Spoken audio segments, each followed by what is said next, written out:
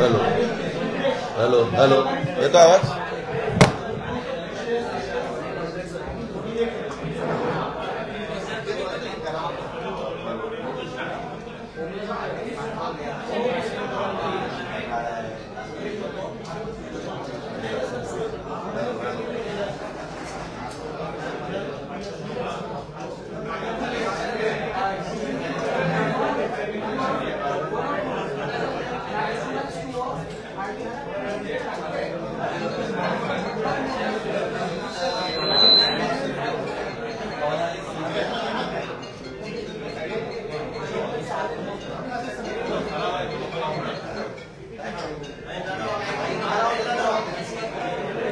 Hello, check 1, 2, 3, 4, 5, 6, 7, 8, 9, 10. Hello, mic check, check, check, check.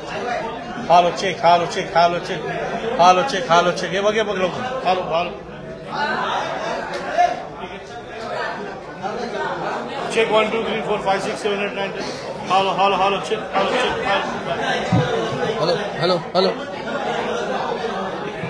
Hello hello hello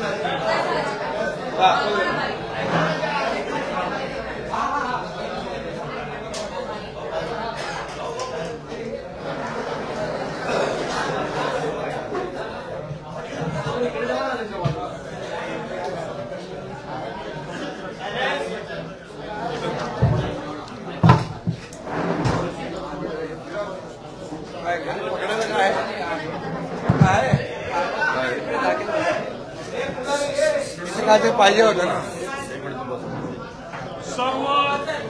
सर्व पत्रकार मित्रांना हार्दिक स्वागत.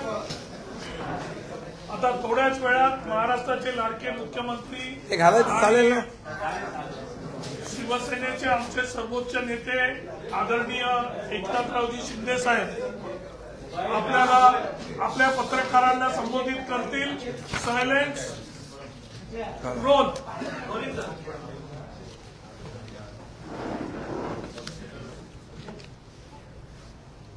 सर्व पत्रकार मित्रांचं मनापासून स्वागत करतो. आज प्रचाराचा 5 वाजेपर्यंत शेवटचा दिवस होता. आम्ही प्रचार सभा घेत होतो. तुम्हीही सगळं कव्हर करत होते. तुम्ही आता जरा रिलॅक्स वाटताय. तुम्हाला अजून बातम्या पाहिजेत. मी रिलॅक्स आहे. मी संपूर्ण महाराष्ट्रामध्ये फिरलो. जवळपास 75 पेक्षा जास्त सभा घेतल्या. काही 20-25 ह्याच्यावर घेतल्या, ऑडिओ व्हिडिओ डायरेक्ट.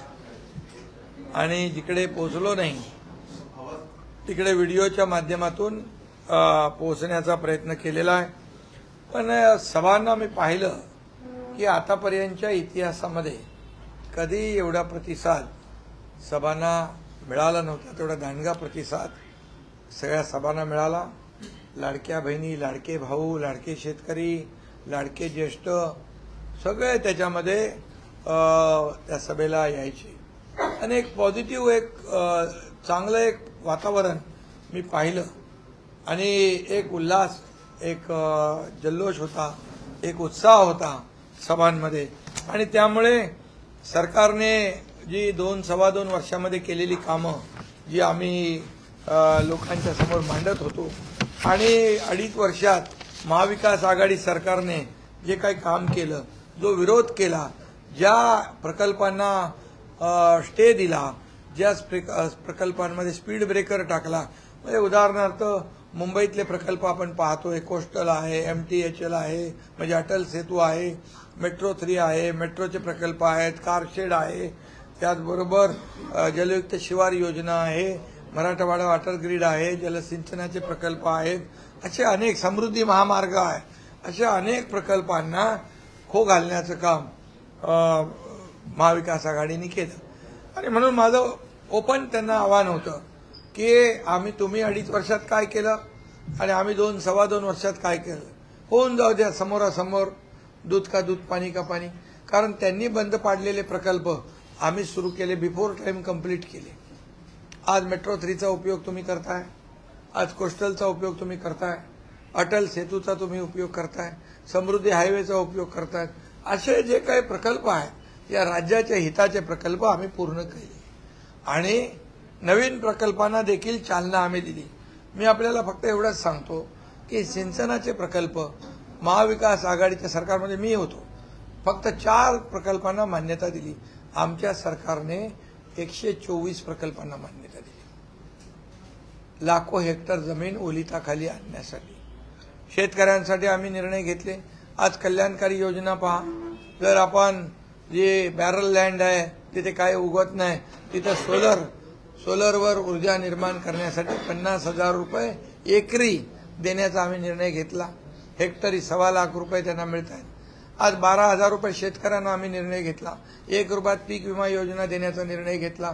आज 7.5 HP पंपाने शेती करणारा शेतकऱ्याला वीज बिल आम्ही माफ केलं. आज किती आम्ही निर्णय घेतले आणि कर्ज माफ करण्याचा आम्ही निर्णय घेतला. त्याचबरोबर लाडकी बहीण योजना, या योजनेचा देखील आम्ही सुरुवात केली. त्यामध्ये मोठ्या प्रमाणावर विरोध केला, मोठ्या प्रमाणामध्ये खोडा घातला, कोर्टातही गेले, पण कोर्टाने त्यांना चपराक दिली आणि ही योजना आता सुरू झाली. 5 इन्स्टॉलमेंट त्याच्यामध्ये आम्ही त्या माझ्या लाडक्या बहिणींना आम्ही देऊ शकलो, याचं समाधान आहे. आज एका मुलीने आत्महत्या केली, मी भाषणातही सांगितलं, एका मुलीने आत्महत्या केली फक्त तिला इंजिनिअरिंगचं शिक्षण घेता आलं नाही म्हणून. 50% सरकार भरत होतं, 50% पालक भरत होते, पण 50%चा भार पालकावर नको म्हणून तिने आत्महत्या केली. 12:30 वाजता तुमच्या कुठल्या चॅनलने मला दाखवलं.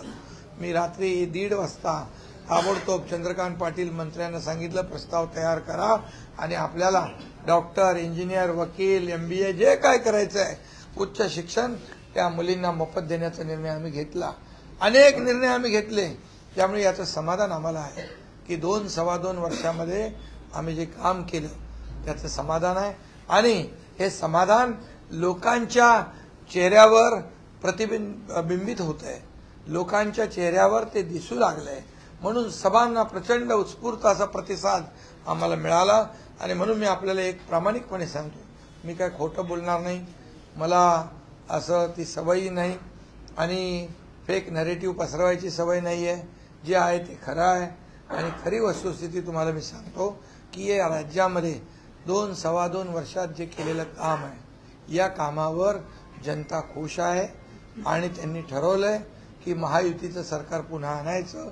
आणि मी तुम्हाला पूर्णपणे खात्रीने सांगतो की येत्या 20 तारखेला लोक भरभरून मतदान करतील आणि 23 तारखेच्या रिझल्टमध्ये महायुती पूर्ण बहुमताने या राज्यामध्ये पुन्हा येईल. कारण ही काळाची गरज आहे असं लोकांचं मत आहे. या निवडणूक प्रचारामध्ये विरोधकांनी प्रामुख्याने कृषी उत्पन्न मालाला हमीभाव मिळत नाही या संदर्भात खूप प्रचारामध्ये मुद्दे उपस्थित केले. विशेषतः सोयाबीन उत्पादकांना हमीभाव मिळत नाही आणि कापूस हे दोन मुद्दे जे प्रामुख्याने आम्ही लोकसभा इलेक्शन झाल्या हेक्टरी 5,000 रुपये सोयाबीन, हेक्टरी 5,000 रुपये कॉटन याला आम्ही तात्काळ अनुदान दिलं. त्याचं वाटप सुरू झालं आणि मी पियुष गोयल आपले मंत्री महोदय आहेत, त्याचबरोबर अमित भाई आपले सहकार मंत्री आहेत, त्यांच्याशी बोलून मी तात्काळ त्यांना विनंती केली तर हमीभाव सोयाबीनला 4,892 रुपये देण्याचा निर्णय झाला. 15% मॉइश्चर असलेलं सोयाबीन 1 किलो पण कुणाकडे असेल तेही खरेदी करण्याचा निर्णय झाला. त्यांनी सांगितलं किती केंद्र तुम्हाला वाढवून पाहिजे त्याची सूची आम्हाला द्या आणि त्यामध्ये बिलकुल कुठेही काय हायगाय होणार नाही. त्याचबरोबर कापसाचं जे आहे कापसाला देखील जवळपास 7,152 रुपये हमीभाव मिळेल. कुठला तो आपला 1-2 प्रकारचे कापूस आहेत त्यामध्ये मध्यम आणि मीडियम स्टेपल कॉटन 7,121 रुपये आणि लॉंग स्टेपल कॉटन 7,521 रुपये हे मिनिमम सपोर्ट प्राइस या ठिकाणी देण्याचा निर्णय झाला आहे. कॉटन कॉर्पोरेशन ऑफ इंडिया हे सगळ्या केंद्रातून हे कापूस खरेदी करतील. जे तफावत आहे ही तफावत देखील ते गॅप फिलिंग करून देणार हा निर्णय झाला.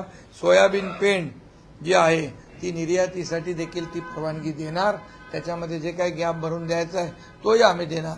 त्यामुळे सोयाबीन आणि कापसाचं जो प्रश्न होता तो राज्य आणि केंद्र सरकार मिळून आम्ही निकालात काढतोय. शेतकऱ्यांना आम्ही वाऱ्यावर सोडणार नाही. कांद्याचा विषय होता, कांद्याचा विषय देखील आम्ही एक्सपोर्टवरचा बॅन काढला आणि त्या कांद्या व्यापाऱ्यांना देखील पैसे मिळू लागले. शेवटी शेतकरी हा आमचा अन्नदाता आहे. हे विरोधक भडकवत आहेत, विरोधक खोटी दिशाभूल करतायत. आता मी सांगतो आमच्या सरकारमध्ये 2 वर्षामध्ये शेतकऱ्यांना अतिवृष्टी अवकाळी गारपीटमध्ये 15,000 कोटी रुपये नुकसान दिलं. आज एनडीआरएफचे नियम आम्ही पूर्ण बदलले.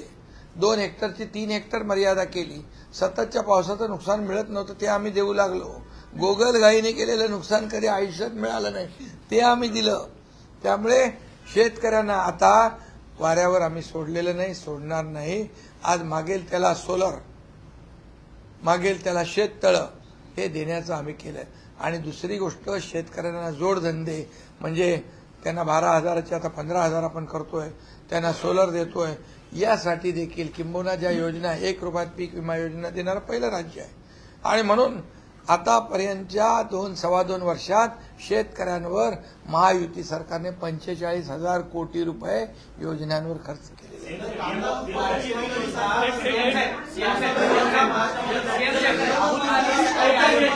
राहुल गांधी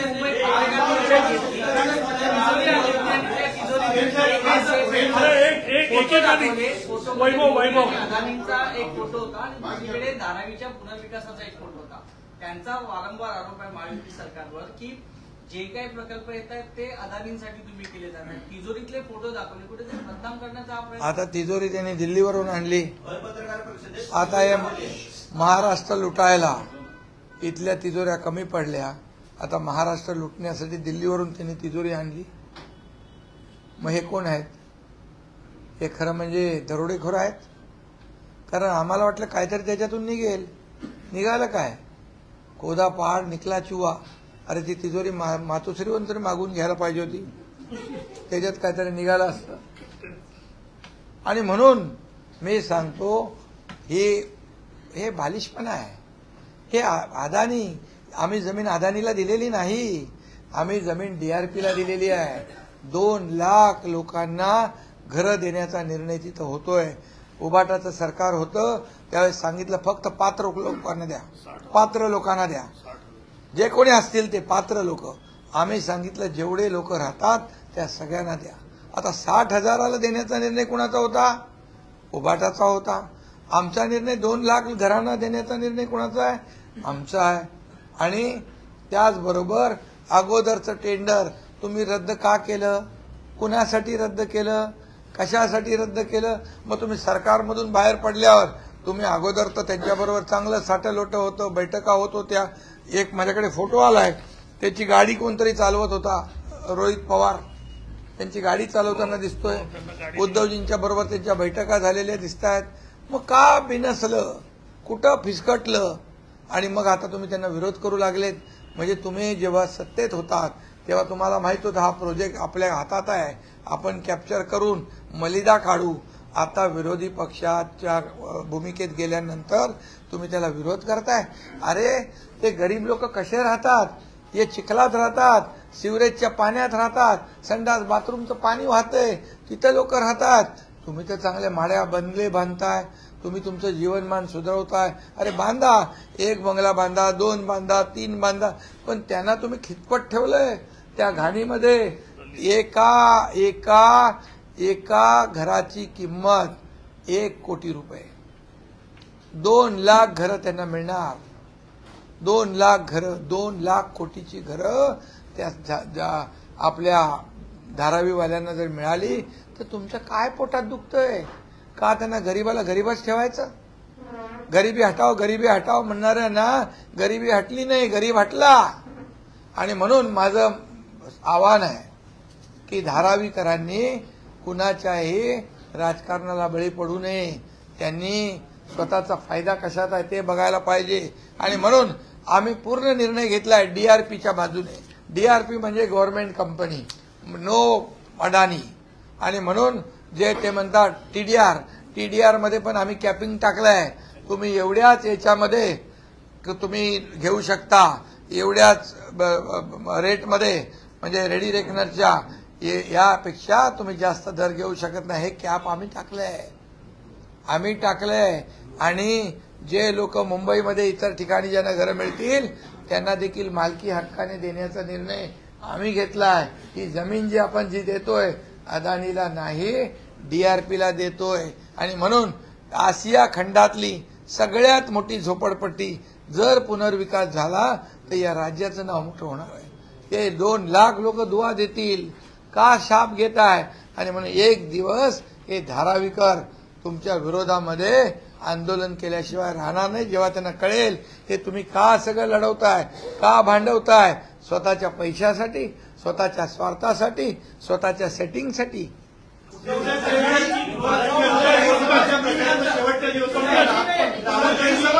मुंबईत येतात, पत्रकार परिषद घेतात आणि त्यांचा प्रमुख अजेंडा, प्रमुख मुद्दा हा धारावीच असतो. राहुल गांधींना अचानक धारावीमध्ये इतका इंटरेस्ट किंवा त्याच्याविषयी एवढा कळवळा का निर्माण झाला? राजकीय कारण काय वाटते? धारावी हा आशिया खंडातला नाही, लाडकी बहीण आहे. बोला.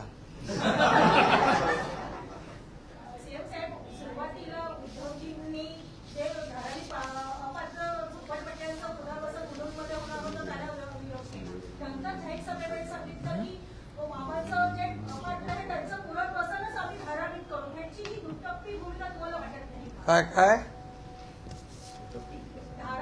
हा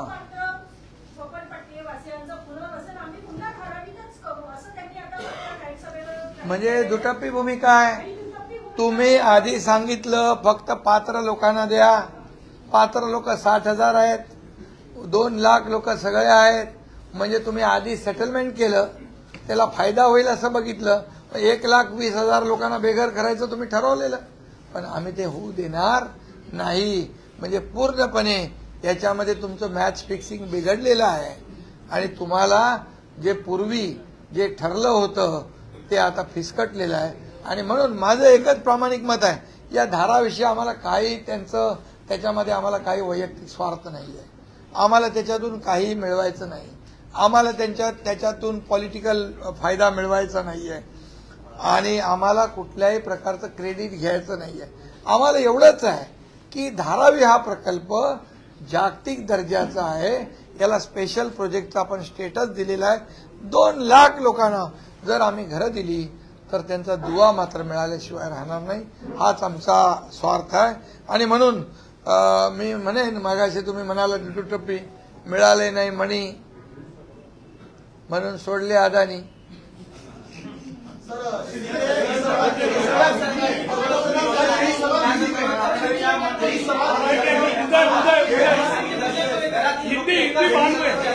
हिंदी बात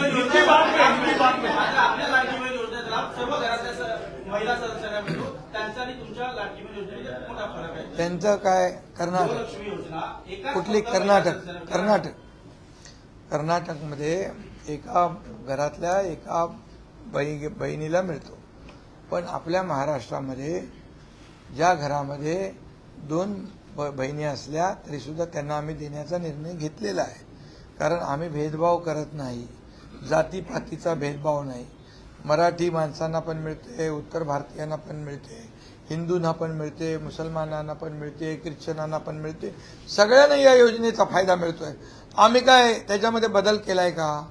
कारण आमची योजना जी आहे ही सर्वसमावेशक आहे. माझ्या लाडक्या बहिणींच्या जीवनामध्ये आधार निर्माण करण्यासाठी आम्ही निर्माण केलेलं आहे. मी देखील एक सर्वसामान्य परिवारातला, शेतकरी परिवारातला मी मुलगा आहे. सर्वसामान्य कुटुंब कसं चालतं हे मी माझ्या आईकडून पाहिलंय. माझ्या आईने बघितलंय, गरिबी बघितली आहे. माझी पत्नी पण सुटली नाही त्याच्यातून. आणि म्हणून मी जेव्हा मला अधिकार प्राप्त झाले तेव्हा मी ठरवलं, माझ्या दोन्ही उपमुख्यमंत्र्यांना घेऊन आम्ही ही योजना सुरू केली.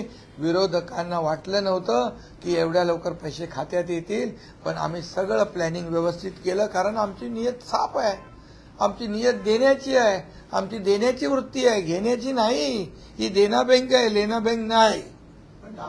आणि म्हणून अरे त्यांना जाऊ दे रे, काय बोलतं, दिलं काय त्यांनी, काय दिलंय बोलायला. आणि म्हणून तुम्हाला सांगतो आम्ही देणारे आहोत. 5 हप्ते दिले, 5 हप्ते लक्षात ठेवा. आणि हे नोव्हेंबरचा पण हप्त्याला विरोध करणार होते ते आचारसंहिता, म्हणून आम्ही पण डोकं लावलं. आम्ही ऑक्टोबरमध्येच नोव्हेंबरचे पैसे दिले. आणि 20 तारखेला जेव्हा मतदान होईल, आचारसंहिता शिथिल होईल, तेव्हा ताबडतोब डिसेंबरचा पण हप्ता आम्ही देणार.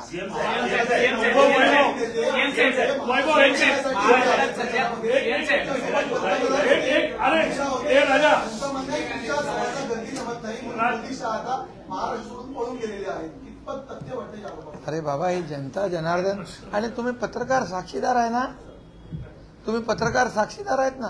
तुमचे प्रतिनिधींना विचारा ना, यांच्या सभा कुठल्या कोपऱ्यात घेतात, कुठल्या हॉलमध्ये घेतात, कुठला असा बोळ बघतात, किती मार्केटचे लोक असतात, रहदारी. अरे आमच्या सभा बघा, लोकांचं एक्सप्रेशन बघा, चेहरे बघा लोकांचे, माझ्या लाडक्या बहिणींचे, भावांचे. उमड पडते एकदम गर्दी. लोक बघत असतात, कधी लाडका भाऊ येतोय, कधी आम्ही त्याला भेटतोय, कधी त्याच्या हातात राखी बांधतोय, कधी त्याला ओवाळतोय. हे बघा ना तुम्ही. काय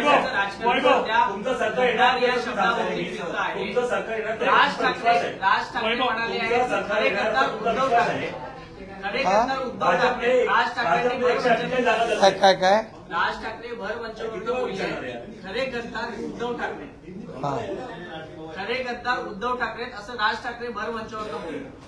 मग ते काय खोटं थोडंच आहे, खरंच आहे. कारण 2019ला शिवसेना भाजपा युती गठबंधन म्हणून लढले. एकीकडे मोदी साहेब, एकीकडे बाळासाहेबांचे फोटो लावले. महाराष्ट्रातल्या जनतेने भरभरून मतदान केलं, मेजॉरिटी एवढं मॅन्डेट दिलं. आणि जसं त्यांना कळलं की आमच्याशिवाय सरकार बनत नाही, त्याच दिवशी संध्याकाळी त्यांनी स्टेटमेंट केलं की आम्हाला सगळे दरवाजे मोकळे आहेत. म्हणजे काय, तुम्ही एक तर युतीत लढले आणि सगळे दरवाजे मोकळे कसे झाले?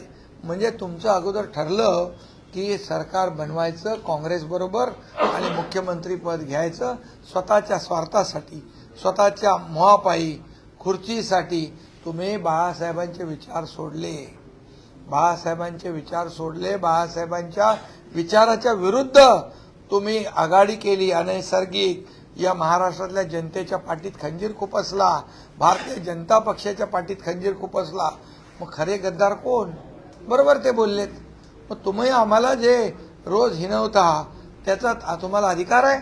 आम्ही तर उलट आम्ही सांगितलं, पुन्हा आपण झालं जे झालं, पुन्हा तुम्ही शिवसेना आणि भाजपचं सरकार तयार करा, गठबंधन सरकार येऊ द्या, कोणी काय बोललं ठरलं जाऊ द्या, आता पुन्हा आपण येऊ. पण त्यांना 5 वर्ष मुख्यमंत्री म्हणून काम करायचं होतं. शिवसेना गेली वाऱ्यावर, धनुष्यबाण गेला वाऱ्यावर, काही गेलं त्यांना काही घेणं देणं नव्हतं. शिवसैनिकाचं खच्चीकरण होत होतं, शिवसैनिक जेलमध्ये जात होते, आमदाराला निधी मिळत नव्हता. आणि हे सगळं जे आहे, या सगळं जे पाहिलं आपण, आणि त्यामुळे आम्ही हा निर्णय घेतला, लोकांच्या मनातलं सरकार स्थापन केलं आणि आज मला अभिमान आहे की लोकसभेमध्ये त्यांच्यापेक्षा स्ट्राईक रेट आमचा जास्ती, त्यांच्यापेक्षा वोट शेअर आमचा जास्ती, त्यांनी 13 लढलो, आम्ही समोर समोर फाईट केले, आम्ही जास्ती जागा जिंकलो, हे लोकांनी प्रूव्ह केलेलं आहे. आणि म्हणून राज ठाकरे बोलले ते बरोबर आहे, ते अगदी बरोबर आहे. स्वतःच्या गिरेबांमध्ये झाकून बघायला पाहिजे. अरे किती लोक येत आहेत आज आमच्याकडे, 50 आमदार, 13 खासदार, शेकडो हजारो सरपंच, ग्रामपंचायत सरपंच, लोकप्रतिनिधी, लाखो शिवसैनिक, हे सगळे गद्दार आहेत, हे सगळा कचरा आहे. जे गेला तो कचरा, आता राहील काय मग? एवढाच कचरा राहील.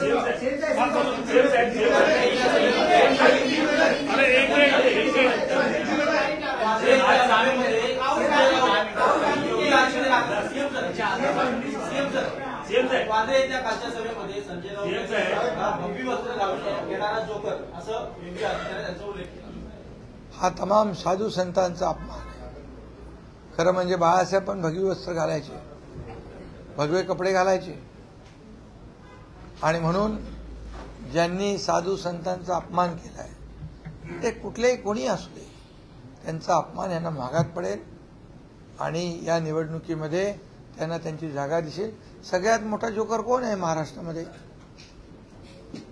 सगळ्यात मोठा आहे भोंग्या भूत का सोंग्या भूत कोण आहे? तुम्हाला महायुती म्हणून तुम्हाला विश्वास आहे की तुमचं सरकार परत येणार? भाजपाने 148 जागा 100% आणि तुम्ही त्याच्या खालोखाल तुम्ही आहात. भाजपाने शतप्रतिशतचा नारा दिलेला आहे, तर याकडे तुम्ही कसं बघताय? महायुतीचं सरकार येणार. आमच्या किती आल्या, भाजपच्या किती आल्या, राष्ट्रवादी अजितदादाच्या किती आल्या, यापेक्षा महायुतीच्या किती आल्या, हा फोकस आम्ही केलेला आहे. महायुती पूर्ण बहुमतात येणार, या राज्यातल्या जनतेने ठरवलेलं आहे. हे तुम्हाला 23 तारखेला दिसेल.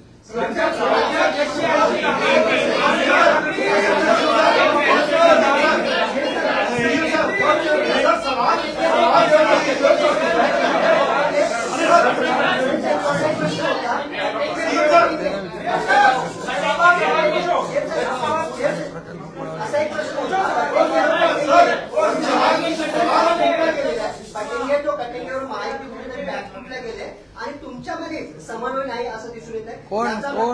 कोण बॅकफुटला गेलंय, काय झालंय? तुम्ही सगळे आखाडे बांधता. अरे बाबा, अरे काय अर्थ घ्यायचा, का वाकडा घेताय? सरळ घ्या ना. अरे बाबा, जर मोदीजी म्हणाले एक है तो सेफ है, का एक होऊ नये? एक होऊन मतदान करू नये? तुम्ही निवडणूक आयोग म्हणतो मतदान करा, पर्सेंटेज वाढवा, सगळं वाढवा, मग काय झालं? एक होऊन मतदान करा. या राज्याला, या देशाला सुरक्षित ठेवायचं असेल तर आपली एकजूट पाहिजे. आता आपलेच राज्यातले नेते काँग्रेसचे विदेशात जाऊन आपल्या लोकांची बदनामी करतायत, पाकिस्तानची बोली बोलू लागलेत आणि मग आज 370 कलम हटवा म्हणून बोलू लागलेत. म्हणून आपल्याला एक होणं गरजेचं आहे. म्हणून मोदीजी म्हणालेत, त्यांनी काय असा धर्माचा विचार केला का? महाविकास आघाडीने फेक नरेटिव्ह केलं तसं त्यांनी पसरवलंय का? या धर्माने एकत्र या धर्माच्या विरुद्ध हे करा. आणि म्हणून मी आपल्याला एवढंच सांगतो, आप बोल रहे हैं कि बार-बार एमपीए ने स्पीड ब्रेकर लगाए, विरोध किया, कितने आपके पास कुछ लिस्ट है क्या? ये देखिए मैं बताता हूँ. स्पीड ब्रेकर माझ्याकडे रेडी आहे. हे बघा, ये स्पीड ब्रेकर है, ये स्पीड ब्रेकर है, हा स्पीड ब्रेकर आहे. याच्यामध्ये तुम्हाला मी सांगतो, 8,89,105 कोटीचं म्हणजे 9 लाख कोटी कामांना स्पीड ब्रेकर टाकलेला आहे. Mumbai Ahmedabad Jaitapur power project, Barsur refinery, Vadhavan port, Dharavi redevelopment, Gargai dam, Mumbai central public park आणि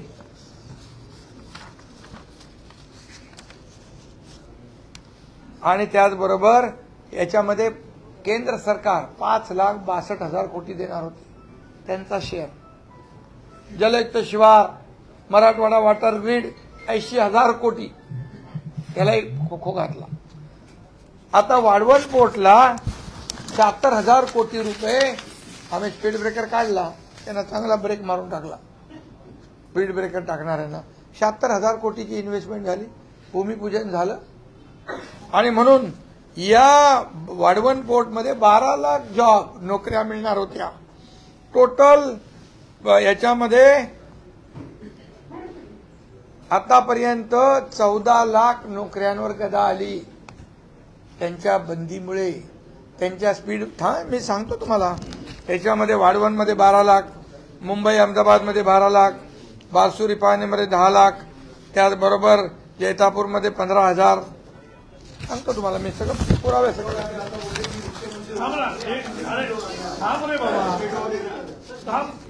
मुंबई मेट्रो 14,000 कोटी रुपये लॉस झाला, 14,000 कोटी वाढले. गारगाईमध्ये 1,200 कोटी वाढले त्यांच्या विरोधामुळे. आणि हे तर याच्यामध्ये आणखी सांगतो तुम्हाला, धारावी रिडेव्हलपमेंटमध्ये 2 लाख घरं वंचित ठेवतात. आणि तुम्हाला मी आणखी एक गोष्ट सांगतो, 15 वर्षात या मुंबईचं वाटोळं कुणी केलं? खड्ड्यामधून प्रवास करायला कोणाला लावला? तुमच्या पत्रकार लोकांना पण जेलमध्ये टाकलं ना, खड्ड्यामध्ये खड्ड्यावर गाणं बनवलं, टाकलं ना त्यांना. म्हणजे काळ्याचं पांढरं, पांढऱ्याचं काळं करायला 3,500 कोटी रुपये 15 वर्षात खर्च केले. कुणाचे पैसे केले? आम्ही आल्या सगळे रस्ते कॉन्क्रीटचे करा म्हणून आम्ही सांगितलं, आणि पुढे खड्डे मुक्त मुंबई होणार. डीप क्लीन ड्राईव्ह आम्ही केलं, प्रदूषण मुक्त मुंबई होणार. आणि एसटीपीचं पाणी आता पण समुद्रामध्ये दूषित पाणी सोडतायत. आम्ही 7 एसटीपी मंजूर केले. 2-2.5 वर्षात सगळं पाणी स्वच्छ होऊन जाणार आणि पाणी निळं क्षार समुद्राचं होईल. समुद्राचे प्रदूषण कमी होईल. का नाही केलं हो त्यांनी? का फक्त पैसे खाल्ले कोविडमध्ये?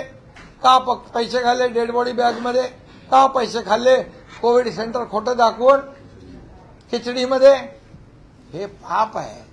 आणि म्हणून याचा जबाब त्यांना या निवडणुकीत द्यावा लागेल. मी आपल्याला एवढं प्रामाणिकपणे सांगतो.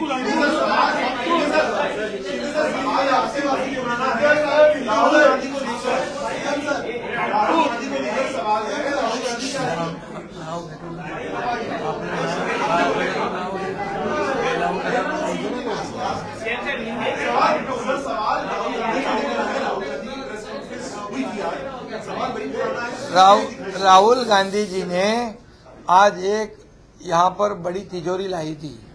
हमें लगा महाराष्ट्र को कुछ देने के लिए लाए हैं, लेकिन उन्होंने तो उस तिजोरी में से निकाला क्या?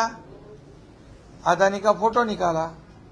वो पहले कहते थे खट खटाखट दो, यहाँ से आलू डालो, वहां से सोना निकलेगा. बराबर है. अभी हमें लगा कुछ तो देने को आए हैं, अभी बड़ा आश्वासन देंगे महाराष्ट्र को ये करेंगे वो करेंगे, लेकिन यहाँ तो तिजोरी लेके आए हो. अभी ये महाराष्ट्र के तिजोरी पे एक प्रकार का डाका डालने के लिए आए हो. अभी डाकू लोग और इधर थे ही, और एक नए उसमें भर्ती हो गए. लेकिन राहुल जी से हमें ये उम्मीद नहीं थी, ये इनके नाद में नहीं लगेंगे ऐसा लगा था. लेकिन इन्होंने कुछ गलत जानकारी दे दी और धारावी के खिलाफ में उन्होंने अपना स्टैंड करा. उनको मैं कहता हूं आपके माध्यम से, 2 लाख लोगों को घर मिलने वाला है, 2 लाख लोगों को उनका जीवन मान बदलने वाला है. 2 लाख लोग आज कचरे में रहते हैं, गंदगी में रहते हैं, पानी में रहते हैं, उनकी हालत बहुत खराब है. तो वहाँ के लोग हैं, दलित है, पिछड़े है, आदिवासी है, मागास वर्गीय है, सब लोग हैं. तो उनको अगर न्याय दिलाना है तो राहुल जी ने इसका बराबर जानकारी लेना चाहिए. पहले क्या हुआ था? पहले तो सेटलमेंट हुआ था, फिर बाद में जैसे सरकार में से उतर गए तो विरोध क्यों? पहले मैच फिक्सिंग था, अभी फिर ये खत्म हो गया हो.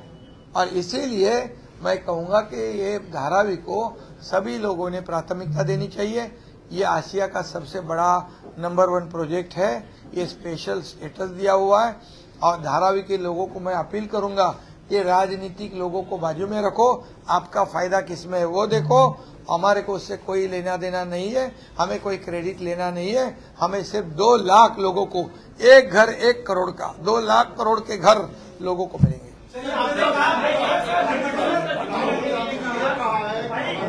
नरेंद्र मोदी और अमित शाह ये एक है, बाकी मुंबई और महाराष्ट्र अलग है, एक है, इसलिए अदानी मोदी और इसके लिए ऐसा राहुल गांधी स्ट्रेट फॉरवर्ड बोला है, मुंबई की जमीनें अदानी को देनी। अरे भाई मेरे पास फोटो है कुछ, अदानी जी की गाड़ी चलाते वक्त लोग, उनके ही लोग, अभी वो क्या कर रहे थे।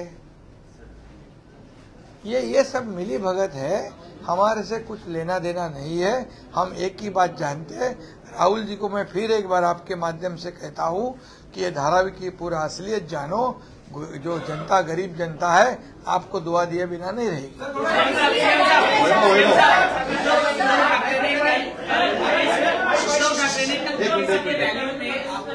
पिताजी का नाम लिया, बाप का उल्लेख किया, बोला कि मेरे बाप का फोटो, हिम्मत है तो मेरे बाप का फोटो वहां से हटा दो और आपके बाप का फोटो लगाओ, है हिम्मत तो चुनाव लड़के दिखाओ। अरे मेरे बाप का नाम है संभाजी शिंदे और मेरा नाम है एकनाथ संभाजी शिंदे। मैं मेरे माँ का भी नाम लगाता हूँ। मैं इतना ही कहता हूँ, बाला साहब ठाकरे जी का नाम मैं नहीं लगाता हूँ, लेकिन बाला साहब ठाकरे जी के विचार जो है उनका नाम मेरे हृदय में है, मेरे दिल में है। मैं इतना ही कहता हूँ, वो लोक नेता है, वो महापुरुष है। आज मैं इतना कहता हूँ, मुख्यमंत्री होने के बावजूद बाला साहब ठाकरे जी का तैलचित्र जो फोटो हमारे विधान भवन के सेंट्रल हॉल में लगाने की उन्होंने हिम्मत करी, कोशिश करी, वो एकनाथ शिंदे ने किया है। हिंदू हृदय सम्राट बाला साहेब ठाकरे जी का नाम समृद्धि आयोग को देने की हिम्मत की, वो एकनाथ शिंदे ने दिया है। मैं इतना कहता हूँ कि वो तो उनकी तो प्रॉपर्टी है, हमने तो उनको प्रॉपर्टी उनकी दे दी। हमारे पास बैंक के खाते के पैसे भी मांगने आए 50 करोड़, हम बोले इनको तुरंत दे दो, इनको बाला साहब नहीं चाहिए, पैसे चाहिए, वो पैसे हम दे दिए। अभी मैं इतना कहता हूँ कि उनको तो बाला साहब ठाकरे जी का नाम लेने का अधिकार है कि नहीं, इसका भी संशोधन करना पड़ेगा, क्योंकि 2019 में उन्होंने ये अधिकार गवा दिया है। क्योंकि बाला साहब ठाकरे जी ने कहा था ये कांग्रेस के साथ नहीं जाना, ये कांग्रेस हम दुश्मन है, लेकिन वो उन्हीं के साथ गए। इसलिए मैं तो कहूंगा बाला साहब ठाकरे जी तो लोक नेता है, हमारे महाराष्ट्र के वो बाप है, महाराष्ट्र के देव, हम भगवान मानते थे उनको तो। लेकिन मैं इतना ही कहूंगा, उनको उन्होंने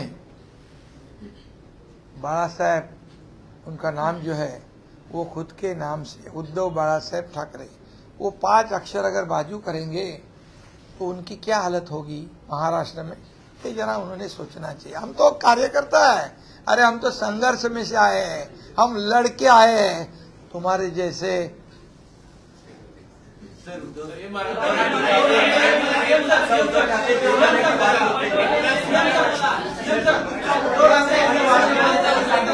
और अभी और बाला साहेब ठाकरे जी को काय बोले काय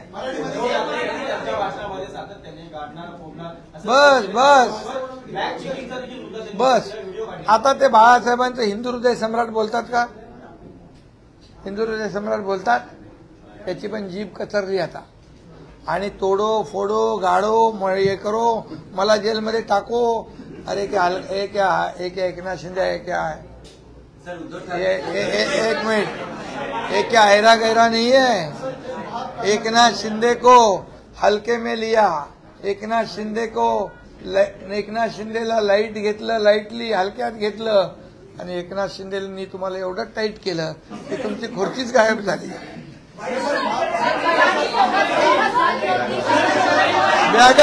बॅगा चेकिंग तुम्ही करता, रुटीन चेकअप आहे, निवडणूक आयोगाचे आदेश आहेत। लोकसभेच्या वेळी माझी पण बॅग चेक केली, अरे फोटो काढतात, स्वतः मुख्यमंत्री राहिलेला माणूस व्हिडिओ काढतात, हा काढा, शोधा, कुठून आले तुम्ही, कुठे अपॉइंटमेंट, काय खिशात अपॉइंटमेंट लेटर असते, म्हणाले बघा हे माझे कपडे आहे, युरिन पॉट पण आहे। अरे काय याच्यामध्ये बघा, ते पैसे आम्हाला माहिती आहे, त्या बॅग मध्ये काय नाही मिळणार। या बॅग जाणाऱ्या होत्या, येणाऱ्या बॅग तपासा ना, त्यांना कंटेनर लागतात, बॅग नाही। कितपत योग्य वाटतं आम्हाला? महाराष्ट्राची संस्कृती वेगळी आहे, थेट वडील काढणं. अरे त्यांची संस्कृती गेली आहे. बाळासाहेबांचे संस्कार आमच्यावर आहेत, आम्ही नाही कधी करत. त्यांनी विकली संस्कृती, त्यांनी घाण ठेवली. आता ते बिथरलेत, त्यांचा गोंधळलेत.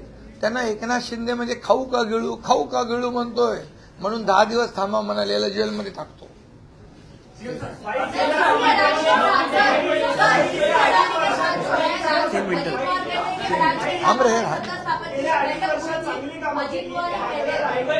अजूनही 184 वाड्या म्हणजे वाड्या आहेत, तिथे रस्तेच पोहोचले नाही. कुठं? रायगड जिल्ह्यात. अरे बाबा, आता आम्ही 45,000 गावात पांदन रस्ते करण्याचा निर्णय घेतलाय. लवकर तुमची इच्छा पूर्ण होईल.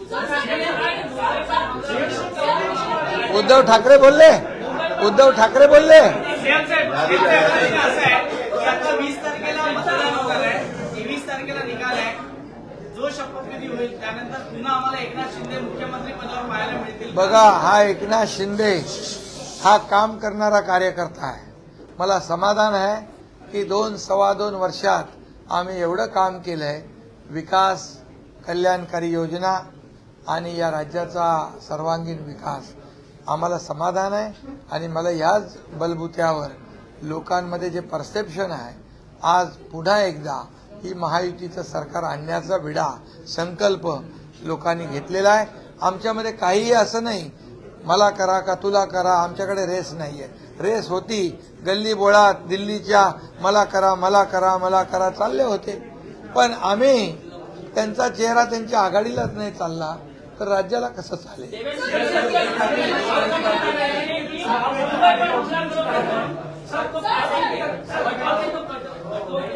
हो गया कैसे ये चुनाव है, आइडियोलॉजिकल चुनाव है, लेकिन इस दफा धर्मयुद्ध का भी मुद्दा छिड़ा, जिसको लेकर अब उद्धव ठाकरे ने रिएक्ट किया है कि मुसलमानों को पता चला है कि जो हमारा हिंदुत्व है वो सही हिंदुत्व है और इसीलिए वो हमारे साथ जुड़े. देखिए, बाला साहब ठाकरे जी का हिंदुत्व हम आगे बढ़ा रहे. वो हिंदुत्व व्यापक, उसमें दूसरे धर्म का, मजहब का अपमान करना, अनादर करना बिल्कुल नहीं है. हमारी परियोजना जो है, आज सब योजनाओं में सभी जाति पाति के लोग फायदा उठा रहे हैं. केंद्र की मोदी जी की जो योजना है उनको भी सभी लोग जाति पाति के लोग फायदा उठाते. गरीबी हटाओ, गरीबी हटाओ, गरीबी हटाओ. कांग्रेस ने कहा गरीबी हटी नहीं, गरीबी हट गया, लेकिन 25 करोड़ लोगों को गरीबी से बाहर लाने का काम मोदी जी ने किया है. उसमें कौन सा फर्क किया है? सभी लोग, आयुष्मान भारत, महात्मा ज्योतिबा फुले, जनधन योजना, लाडली बहन, लखपति दीदी, ड्रोन दीदी, क्या फर्क है? क्या फर्क किया है?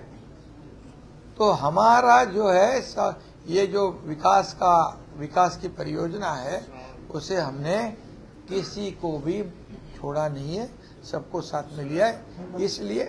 इसलिए क्या है, इसलिए मैं कहता हूं कि आप लोग घूमे वो सब जगह पे, जरा सही रिपोर्ट दे दो मेरे को. और जो मुझे मालूम है कि ये जो काम किया है हमने, ये काम आज तक के इतिहास में हर एक घर में कुछ ना कुछ सरकार की तरफ से राहत देने का काम किया कि एक इको सिस्टम तैयार किया.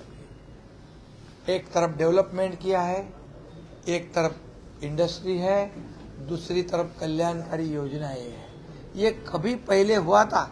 आप पत्रकार लोगों से मैं पूछता हूं कि आज तक के इतिहास में, है चलता है मेरा और 6 मिनट बाकी है मेरे घड़ी में, तो इसमें आज तक के इतिहास में कभी भी इतनी परियोजना लागू नहीं हुई थी. और इसलिए आप भी थोड़ा अच्छा प्रेडिक्शन करो, सही. और आप भी सब मेरे जैसी लाडली बहना है, लाडले भाई है, ऐसे लाडले पत्रकार है आप लोग. हाँ, आपका भी वोट अमूल्य है. वोट करना जरूरी है. वोट का परसेंटेज बढ़ाना जरूरी है. इसलिए आप भी अपील करो लोगों को, जैसे मोदी जी ने कहा है.